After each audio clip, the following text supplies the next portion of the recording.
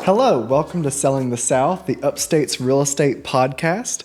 I am Blake Kirsch, a third-generation realtor here in the Upstate of South Carolina. The purpose of this podcast is for me to be able to help people here in the Upstate find out about the topics and the things that are happening in our market that are affecting the most important asset that they will ever own, their home. My guest today is a dear friend of mine and one of the most celebrated interior designers in the South. I think that interior design and real estate go hand in hand for many, many reasons that we can explore today. But without further ado, here is my dear friend, Mr. Kerry Howard with Howard House Interiors. Thank you. I appreciate you having me today. Absolutely. So excited to be here. I could not wait to get Kerry on this show. Kerry and I do a lot of business together, not just through interior design business for my clients, but also I've represented him on a couple of his sales, personal sales, and things like that. So we have a very good understanding of how interior designers and realtors work together. So Kerry, when did you become an interior designer? How long have you been an interior designer in the Upstate? I know a little bit about this, but where did your story get started with interior design? I've always loved design, from being a small child, but I really never pursued it until later in life. And I went back to school as an adult to Anderson University, which was Anderson College at the time, and pursued the dream. And I never looked back. It was a life-changing moment in my life, and I left there, worked in the furniture industry in North Carolina for a couple of years, moved to South Georgia for 4 years, and then Atlanta for 17 years, where I started my own design firm. And then decided to move back home to the Upstate after missing my family and seeing, my mom aging in place, and I just needed to be near family. So I decided to move back. So I've been back, I think around 7 years. Mm-hmm. And I started my own design firm in the Upstate about 3.5 years ago. Oh, wow. Yeah. So that's Howard House Interiors. Howard House Interiors, yes. Which I love their location. Right now, they're located right across from Bon Secours. Yes. Right when you come into Greenville, you can see their space. It's beautiful. One thing that's interesting about, you and I working in the Upstate of South Carolina, there's a wide range of people who live here, all different socioeconomic classes, and we work in all different price points, both of us. And so I guess my question is, I do know you work a lot in high end, but why is interior design important to everybody and not just the high end clients? Why is it important to somebody, say, who's buying a $250,000 house? Well, I think, let's go back a minute though. I think HGTV and all those shows have sort of changed the whole face of design. Oh yeah. Because it was like, I can remember living in Atlanta, and it was like everyone wanted a slice of an interior designer. They wanted to have that in their life, even though they felt like they may not be able to afford it. And that's when I started my business. And I built my business off of that, because what happened was it might be a young couple starting out, and they may not have the budget to have a designer. But I used to do walkthroughs with a client for 1 hour, and they would pay for 1 hour. And I would tell them, because I'm walking through your home as a different set of eyes. Oh, yeah. And because you may have lived in that home for 2 or 3 years, and you become sort of complacent and don't think about what's wrong. Sometimes people have great things. They just don't know where they need to be placed in the home. Oh. It may be a paint color. Paint's the cheapest thing you could do, but I think I started my business from that. And then as the people grew in their stages of life, there's one couple I just finished a home for. I helped him when he was single. I helped her when she was single. And I've helped them with four homes total now. But now they're in a much better income. Yes. And have built a beautiful custom home and have children, and it's great to see how they've grown. But that's how I started my business, helping people that didn't think they could afford a designer. And not necessarily you got to do the whole package. You can hire somebody. Like I said, walkthroughs, they would pay me for 1 hour of my time. I would walk in. Usually, sometimes it'd be funny. They'd meet me at the garage door and say, "Oh," and I said, "No, I want to go through your front door. Yeah. I want to see your home from the front door because that's where you make the biggest impact on your home." And then you're just giving them kind of pointers and giving them some ideas of where they can go. I might say, I mean, I try to be as honest as I can because, like, if usually I'll see a unique piece and say, "Oh, what's that?" And they might say, "Oh, that was my great grandmother's," and I'm like, "Oh, well, maybe we need to put that in the back guest bedroom," or something like that. But joking, sometimes something may be really cool that I think is cool. They might not realize that we should make that a focal point, or that sofa could be recovered in the future. Oh. You may not want to invest in that right now, but paint's cheap. Light fixtures are, if you find a really great light fixture that makes an impact when Even you on walk Amazon in. now. Oh my gosh. And I hate to even say it, but you can go on Wayfair and find really great prices if you just got to dig. You got to starting off like that. But on high end, you can go as far as custom if you want to, and have a custom light fixture or custom paint colors matched or whatever you want. But it just depends on where you are with the budget. One thing that I always tell first-time home buyers and, maybe somebody who's moving into a house and they're upsizing in a major way. So they don't have the furniture or, a plethora of decor and things to move into the house and use. I always say, take your time. You don't want to go out and buy 50 pieces of art that you don't really like and make the house not personal to you and make it not have a story. Where do you find that balance, or what advice would you give to a first-time home buyer who's moving into a house and they want to get it all done right at the beginning? How do you tell them to take their time, and what places do you tell them to go to kind of get started from scratch? Well, first of all, much like you, I would kind of say pump the brakes a minute, because they're excited.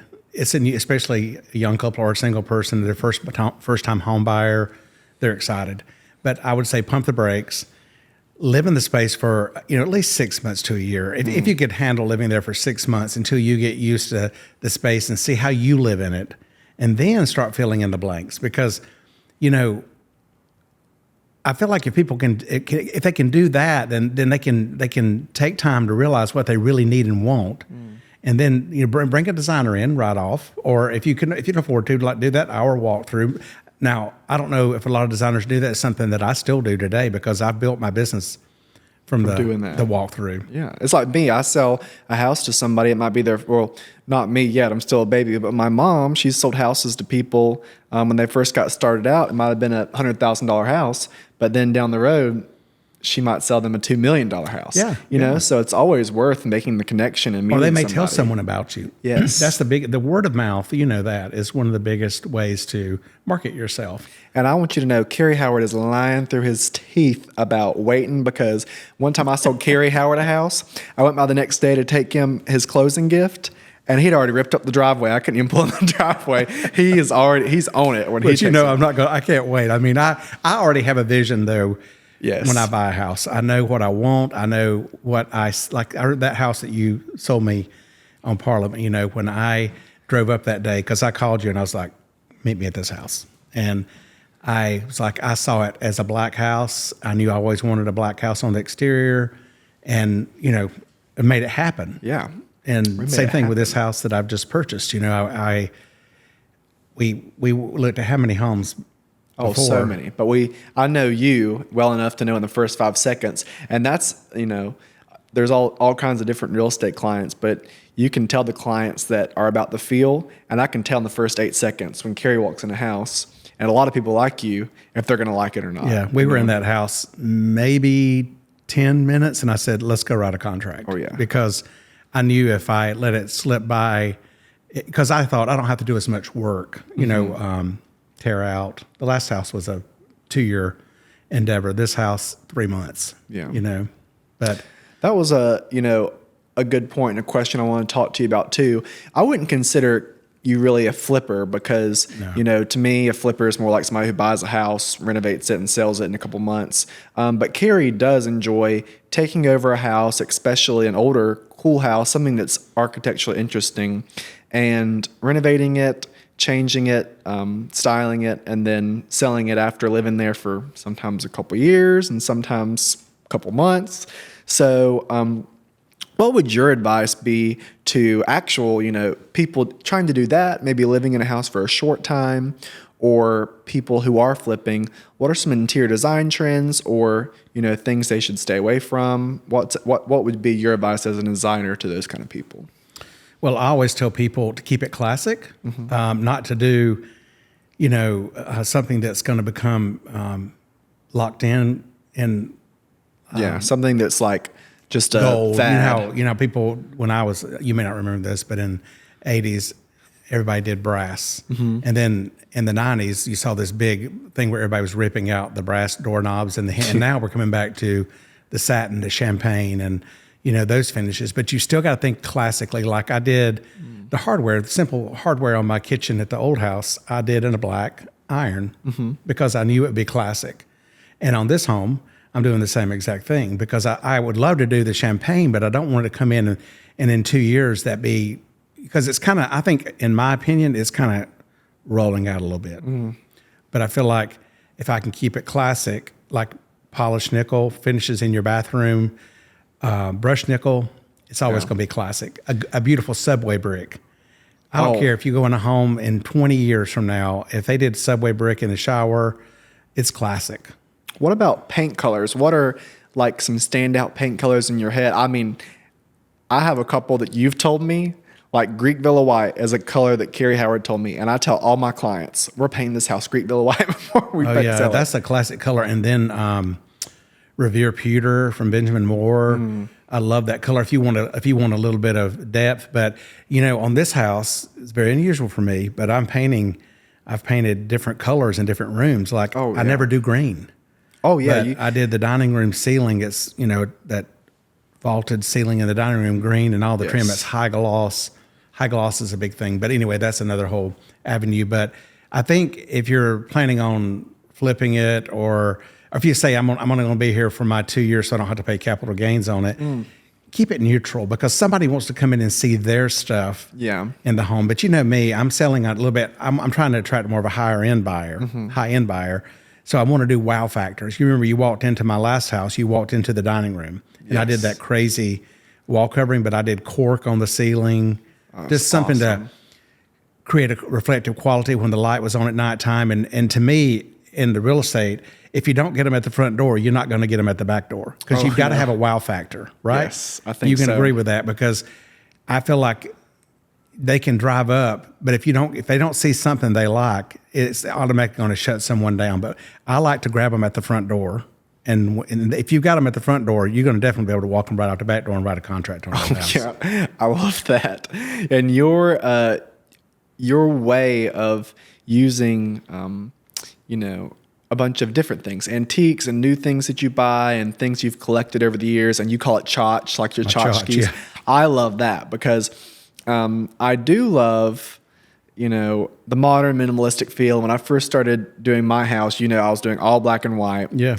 But that is so not me at the end of the day. And I think one thing an interior designer can do is kind of help you take the things you already have and style them and move things around and, just rework some of the things you already have, add some pieces. Yeah, it's like with your mom's house. Yes. You remember, I loved her dining room wall color. But when we went over, we just changed we got a new rug and elevated the rug a little bit in there to give it a more, because that house is so wow from the road. And I remember the first time I came to your mom's home and I was like, driving by, I was like, I was so excited. I think you told us to come in through the side door there off of the kitchen, but I wanted so bad. I parked in the roundabout in the front just because I was going to come to the front of that house and see, because I wanted to see how it felt.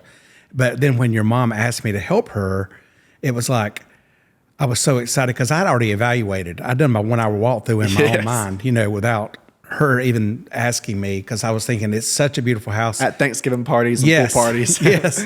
But I'm always thinking like that when I go to people's homes. I know people think, oh, he is probably destroying my house right now in his mind, but I don't really do that as much, is because I like feeling comfortable in people's homes. Like when I come to your house, we're always gathered around the kitchen island, and then we move to the table. But now you got that beautiful outdoor space.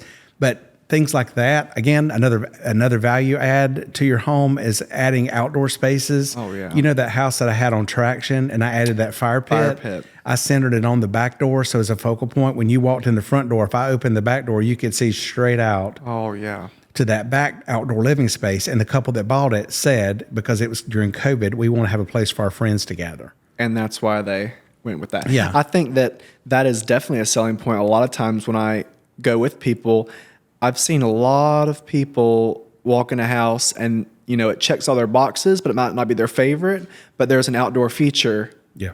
Obviously, if it's like a pool or a lake, that's one thing, but also just a fire pit or having a fenced in yard or having privacy in the backyard. That means a lot to a lot of people, especially here in the South, because, that's why a lot of people move down here. That's why a lot of people come from New York and California. Yeah, you remember what I said on this last house that I bought?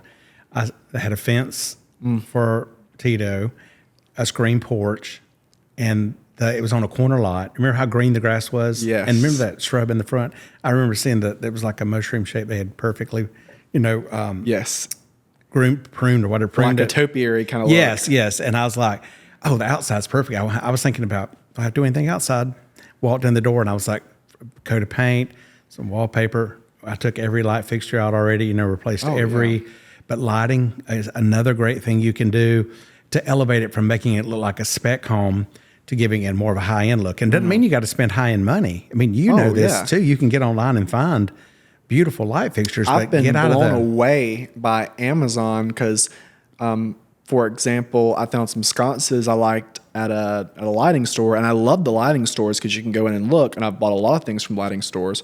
But for this Airbnb we're doing, found some sconces that look the exact same on Amazon, like a tenth of the price. Oh, yeah. So depends on the project, I guess, and what you're and how going fast for. you need something too.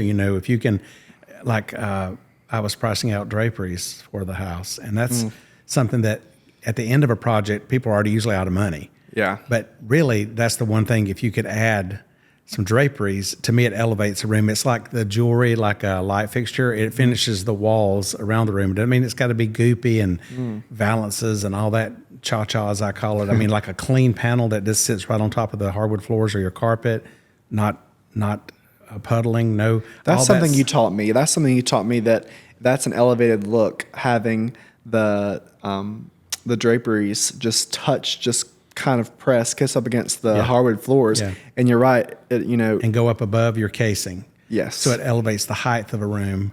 So it makes it feels like your ceilings are a lot taller than what they really are. What would be, a lot of people like to get out before they buy a house. Don't go out before you buy a house, first of all, and finance a $10,000 couch, because that can mess up your closing. But people do that's one thing people get excited about is buying furniture. What would be 2 or 3, really good, tried and true furniture stores, within a short drive of Greenville and Spartanburg? Gosh, here it's a little bit harder because there's a lot of mom and pops furniture stores, but I'm going to admit this live on this podcast, not live, but I didn't want to spend a lot of money on outdoor furniture, but now I have this screened-in porch. Yes. So one of my very good friends, her husband works for Ashley Furniture, and I was visiting them, and he showed me this really great new outdoor furniture collection they had, and I was so blown away at how great it looked. Yeah. And then he told me, you could probably get a really great price. He couldn't order it for me, but then I realized my uncle sells Ashley Furniture. Oh yeah, I was about to say, shouldn't you be saying y'all's furniture store in Pickens, your family? Easily. And so I was I messaged him and got this whole collection for a little under $3,000 to fill the whole screen porch. When one sofa would have cost more than that. From Front Gate or something. From Front Gate, which Front Gate is amazing. Yeah. But it just depends on if you got a budget. I knew I didn't want to spend a ton of money because I had to buy furniture for around the pool, that outdoor space that's outside of the screened-in porch, So I had to think about, I'm hanging on to the money for the house. And one thing Grand has always taught me and said, everything doesn't have to be name brand or be from a specific store. You can kind of layer it. I have my beautiful dining table and stuff that's all Crate and Barrel, but then I have these 2 chairs that are leather that everybody comments on those chairs almost first. Where'd you get those chairs? They're from Ashley Furniture. They might not say anything about the expensive couch or the table, but I think as long as you like it and it's your style. You know what I would encourage people to do though, if you're young and starting out though, is buy art. I don't care if it's a small piece of art, because when you, in the end, like I'm 56, and if I took every piece of art off my wall, my house would look like, okay, it would be okay. Yeah, but your art. I do all these groupings with little pieces, big pieces, and every time I travel somewhere, I recently saw a piece of art that I really wanted for my new dining room. Well, then it was quoted really high, and I thought to myself, Kerry, that would be the most expensive piece you've ever purchased for art. But then I thought, would I use it again?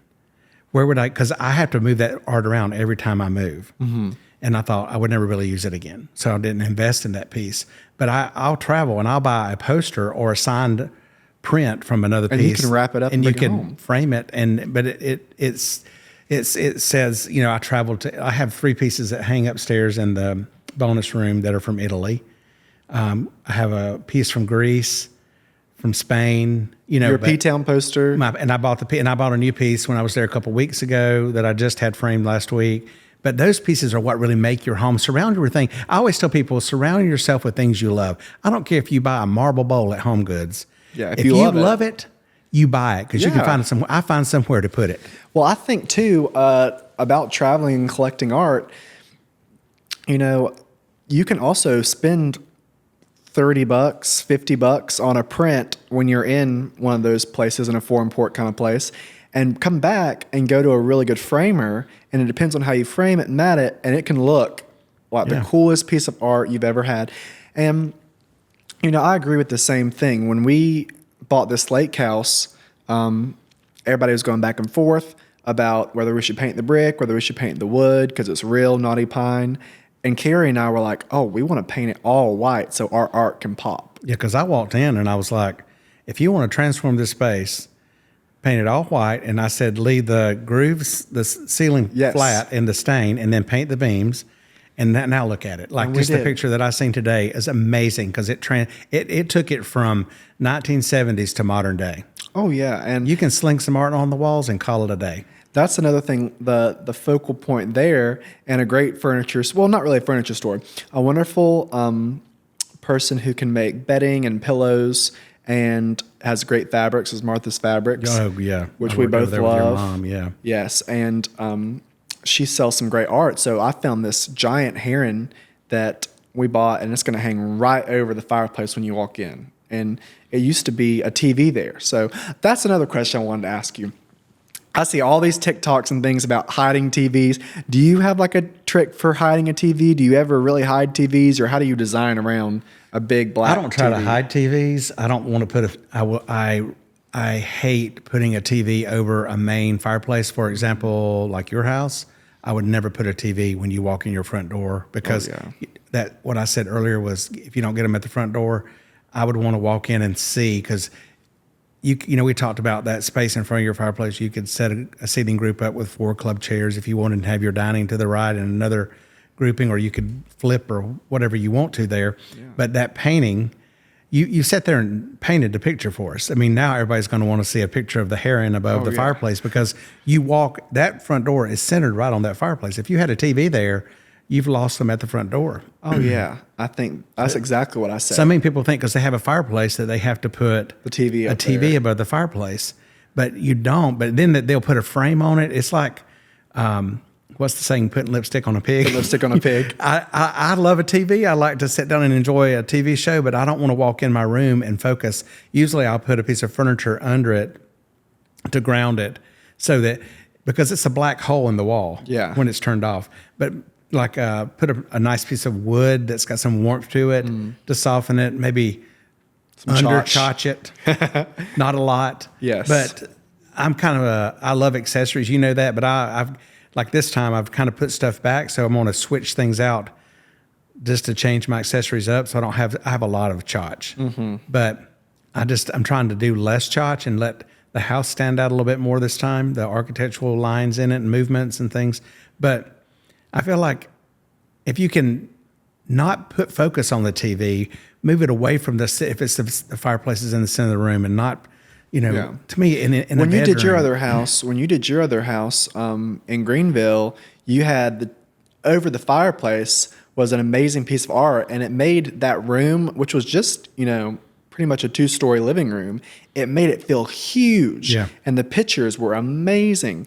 And then the TV was on the side, and so from a photograph real estate standpoint, it was awesome. Yeah. But then also us hanging out there, it was cool too. We didn't ever bother with the TV being over there.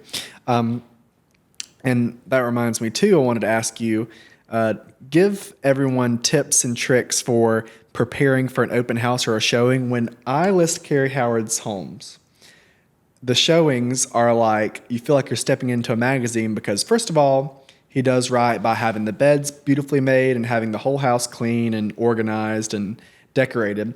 But he sets the mood with scent and with sound, and lighting is important. So, what did you do when you were running out of the house besides come get the dog to get ready for showings? I think I always reference, if you've ever been to a Broadway play, and I remember the first one I saw was Cats on Broadway.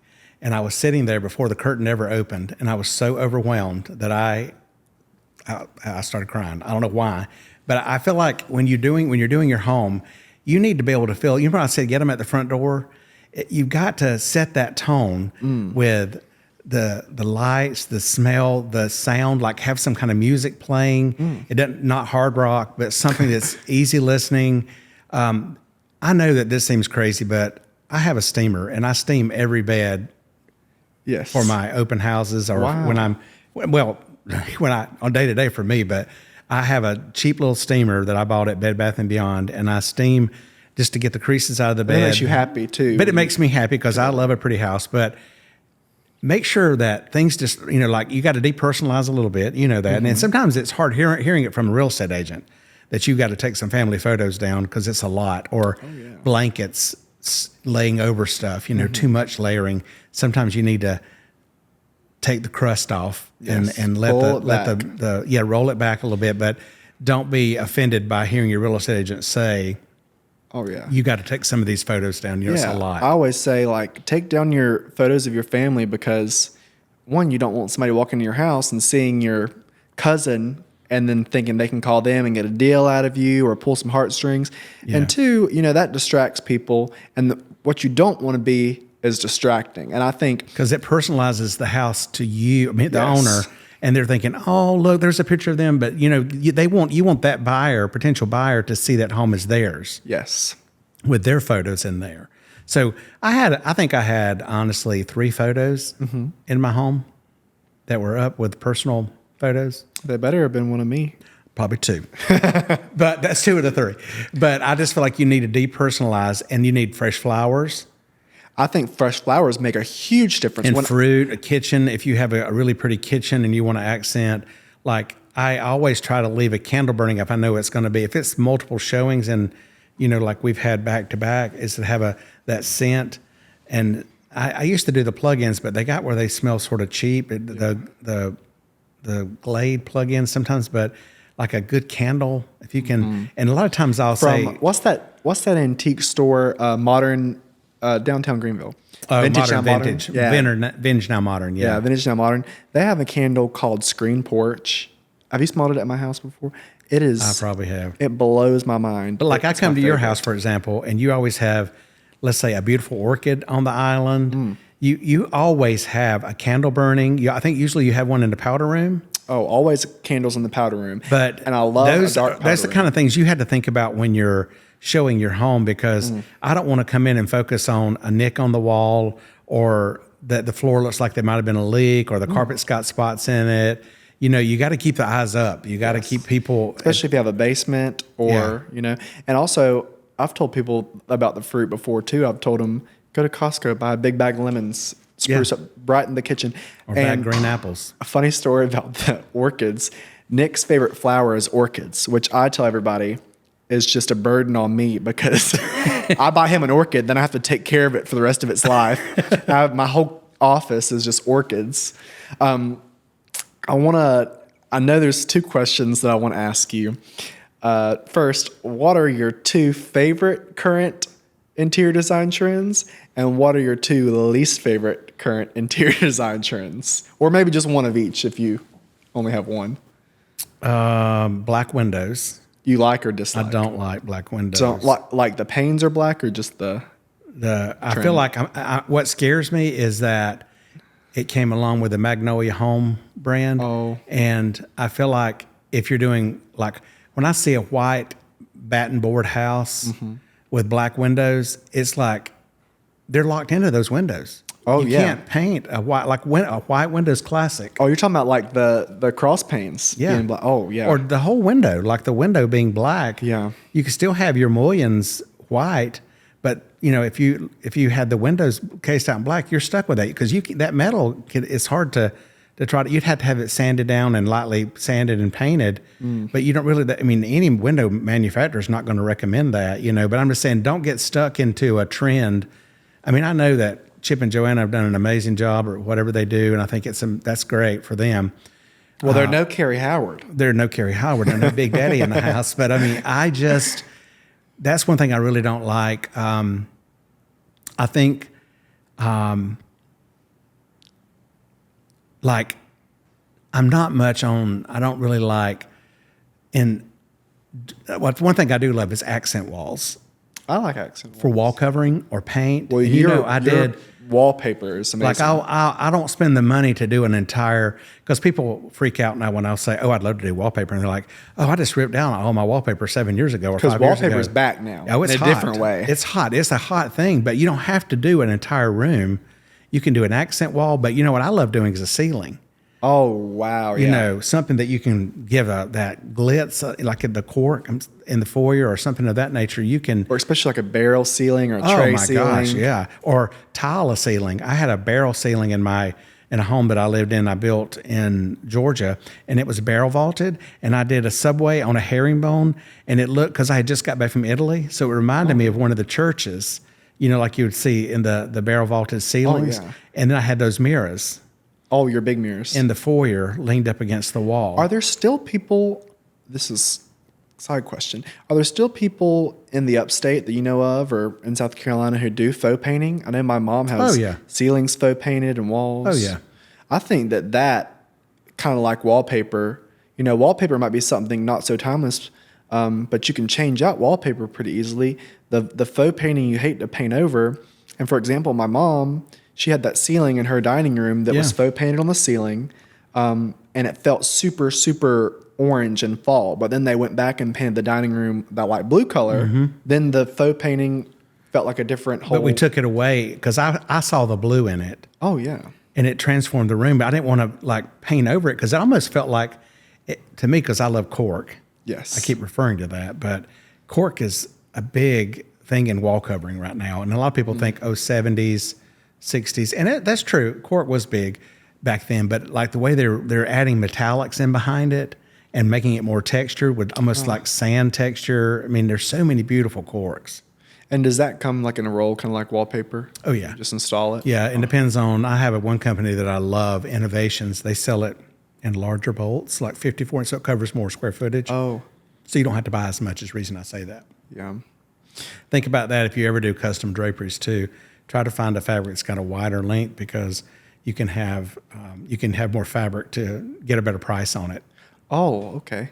Instead of buying a shorter width fabric, which takes more fabric, if you've got a whole room full of panels to do, if you're doing custom, now, you can go on any other website and buy pre-made draperies. But I really love, to me, I can do a custom drapery and be a little bit more frugal with the fabric. I think. Shout out to Karen Ballard, our interior. Yes. Window coverings expert.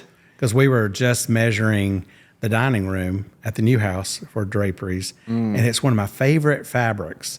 And I think it was a little under $200 for the fabric, but I was telling Haley that works with me, I was like, really, this is going to be a big bang for this room because there's a big window in that room. And that's what I need. That's all I need to finish that one room is that beautiful just drapery. A pop. But what it's going to cost me will be mere cents when I get ready to sell it because it's finished. And and draperies are a huge selling point. I showed a home in Carolina Country Club a couple weeks ago, they were selling the draperies in the living room. The whole draperies and the rest of the house came with the house. The draperies in the living room you could buy for a separate price because think about how much this costs. 2-story, retractable, electronic draperies. You know, these were gigantic. And Karen Ballard actually did those too.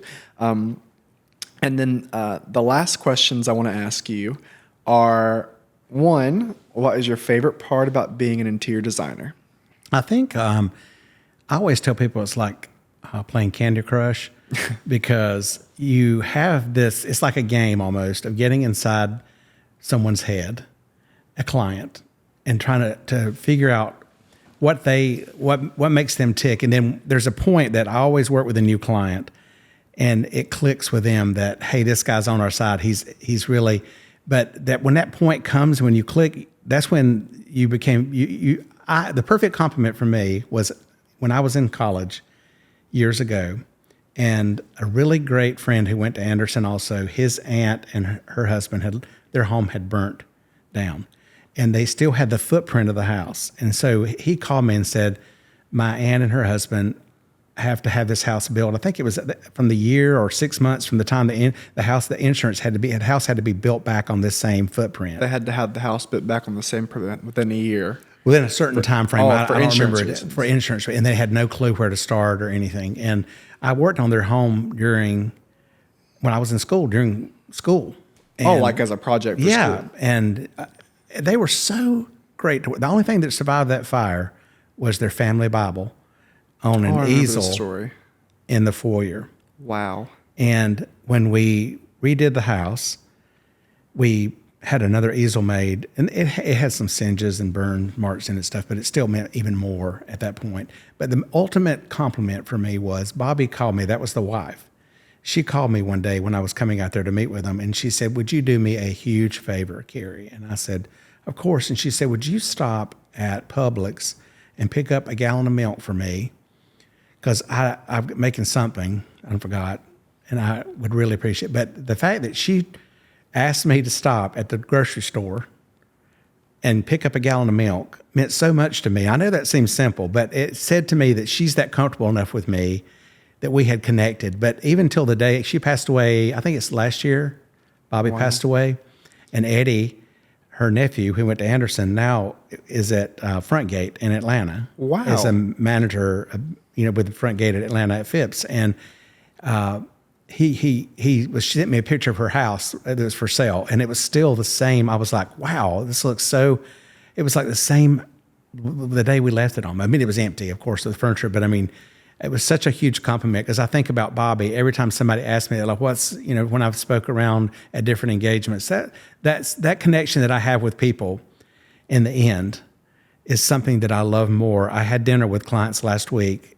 that I met 2.5 years ago. They bought a house in Cliffs Valley, and wonderful people. And I went to dinner with them, but I was thinking last week it was so nice just to sit down with them. I walked in there. I haven't been in their home for maybe 4 or 5 months. And when I got there, I think it was Thursday, I walked in. I was like, wow, Karen Ballard had done the draperies, and I hadn't seen the draperies. I've seen pictures of them, but I was like, wow, that really made this. When I drove up, I remember the first thing I said to her husband, they had a roundabout, and there was a huge maple tree, like it's got the tiny leaves like the small little like a Japanese maple. Japanese maple. Okay. But when I drove up, they had limbed it up like I had originally said, and you could see the house when you drove up. And I said, I felt like I was a proud teacher. My students had done. So definitely, I think like going back and seeing your projects after you've done them has to be the best. But same, you and I think a lot of people who are in, interior design and real estate have this in common. They're very personal industries. You're going into somebody's house with their family. It's an intimate part of your life. You're going in closets. You're going in drawers when you're moving people's furniture in. You're building a relationship with somebody. For me, the ultimate thing, like I said, is when you feel like your family. The people making, and I know some of your best friends, I'm sure you met through business. Cindy Brown is who I was thinking of too. Cindy Brown, I think about her so much because I have such a close relationship with her, because of working on her home, because, of being able to shop with her and understand how she lives and how she thinks, because we're so much alike. We've learned that about each other. But that's not only with her. There's so many people I could find, connections with like that.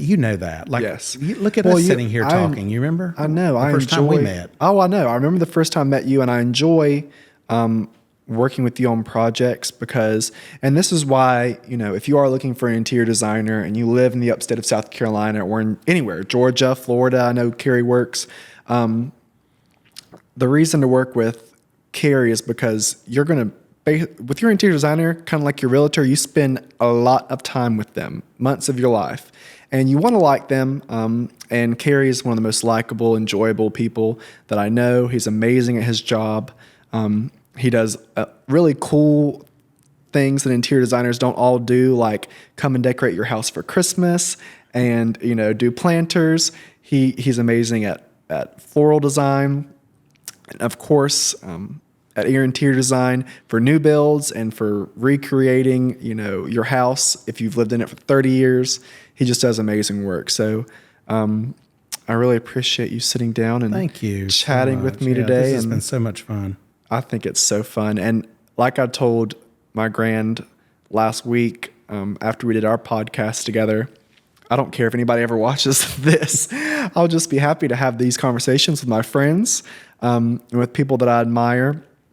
But let's leave it with this. Kerry, I want to ask everybody who's on Selling the South, what's their favorite local nonprofit? And then I will put that nonprofit in the show notes, and of course, hopefully give a donation, and hopefully everybody else will give a donation as well. So do you have one in mind that you'd like to shout out? Oh, gosh.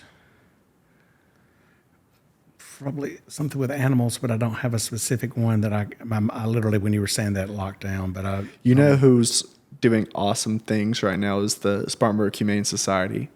That would be a good one. But I'll get Kerry to send me one. Yeah, let me think about that. Yeah, but I would love about to it. Definitely something, because, I have my baby now, so I think so much about him. So Tito. Yeah. We'll definitely put some in the show notes. But thank you, Kerry. Kerry Howard House Interiors. Thank you for joining another episode of Selling the South with Blake Kirsch. We'll see you guys next time.